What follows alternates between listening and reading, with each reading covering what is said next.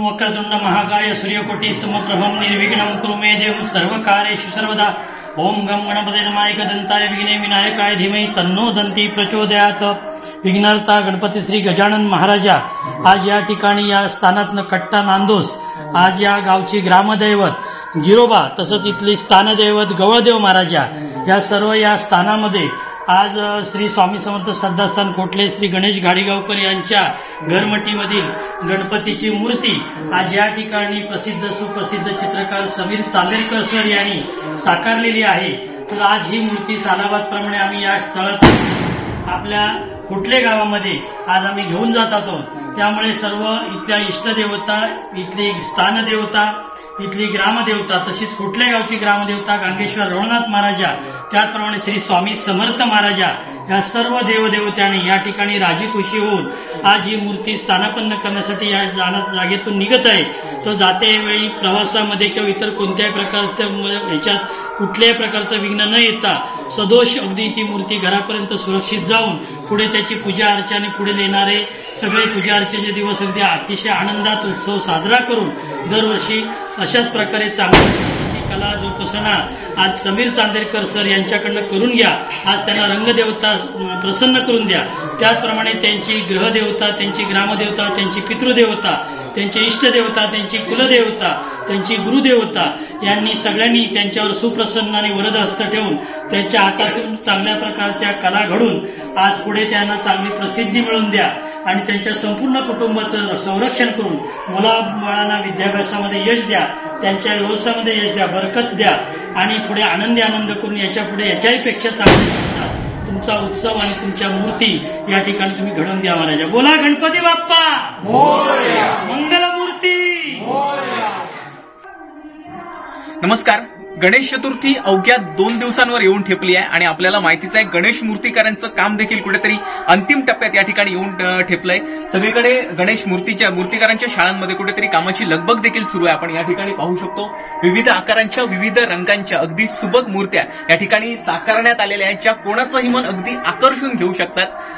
कट्टा येथील समीर चांदेरकर सर यांची ही गणेश शाळा आहे। समीर चांदेरकर सर आज स्वतः आपल्यासोबत आहेत। सर काय सांगाल अवघ्या 2 दिवसांवर गणेश चतुर्थी येऊन ठेपली आहे कशा प्रकारे कामांची लगबग आहे? सगळीकडे उत्साह आहे आणि आपल्या सिंधुदुर्ग जिल्ह्यामध्ये खरं तर गणेशोत्सव हा एक वेगळ्या प्रकारचं त्याला एक महत्व आहे आणि आमच्या ह्या गणेश चित्रशाळेमध्ये वैशिष्ट्य म्हणजे आम्ही मातीपासून मूर्त्या बनवतो आणि कुठेही या ठिकाणी पर्यावरणाला हानी पोहोचणार नाही याची काळजी घेऊन आपल्या जे गणेश भक्त आहेत त्यांच्यापर्यंत सुबक रेखीव अशा मूर्त्या पोहोचवण्याचं काम बनवण्याचं काम आम्ही या ठिकाणी करत आहोत। निश्चितपणे आपला जो गणपती बाप्पा आहे तो खोटले येथील श्रद्धास्थान श्री स्वामी श्रद्धास्थान इथले मठाधिपती श्री गणेश घाडीगावकर यांच्या घरी तो विराजमान होणार आहे आणि अतिशय सुंदर अशी आसनावर बसलेली सुबक मूर्ती घडवण्याचा या ठिकाणी प्रयत्न केलेला आहे। निश्चितपणे आपले जे सगळे भक्त आहेत त्यांना ती मूर्ती निश्चितच आवडेल।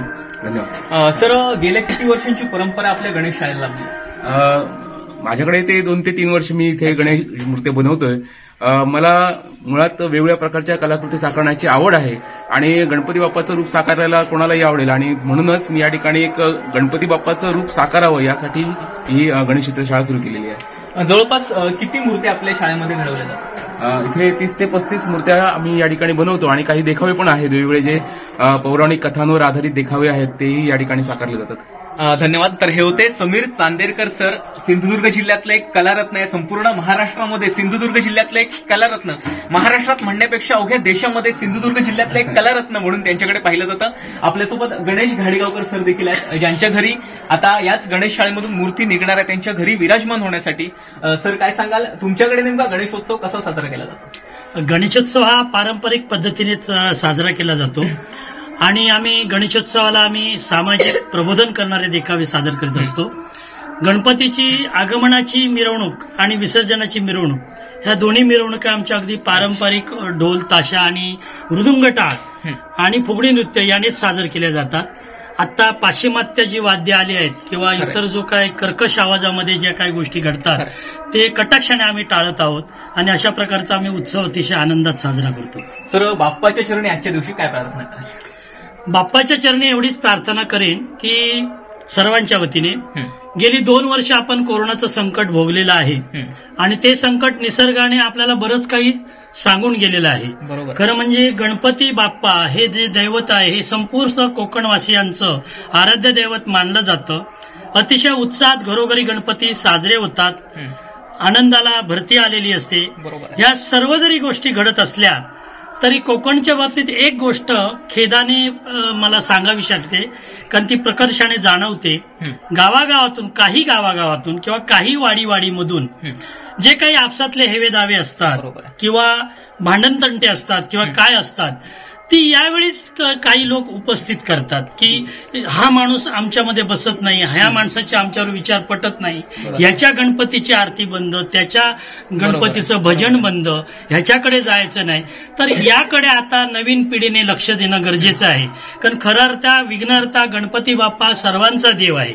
याचा गणपतीनी त्याचा गणपती ही विषमता न बाळगता खऱ्या अर्थाने आपण सर्वांना या ठिकाणी सामाजिक बांधिलकीचं भान ठेवून निदान गणपतीच्या या 11 दिवसाच्या उत्सवात तरी भांडणं उरकू नयेत असं मला आपल्या समस्त सिंधुदुर्गवासियांना सांगावंसं वाटतं.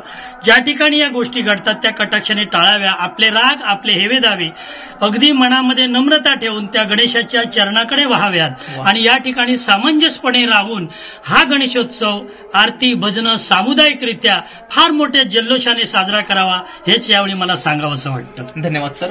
तर या ठिकाणी सगळे रुसवे फुगवे राग जो काही असेल तो गणेशाच्या चरणी अर्पण करावं आणि अगदी आनंदामध्ये सर्वांनी एकत्र येऊन यावर्षीचा गणेशोत्सव साजरा करावा अशा प्रकारचं आवाहन श्री गणेश गाडीगावकर सर यांनी सिंधुदुर्गवासियांना केलंय. व्हिडिओ जर्नलिस्ट राजेश हेदळकरसह चिन्मय घोगळे, कोकणशाही, कट्टा, मालवण.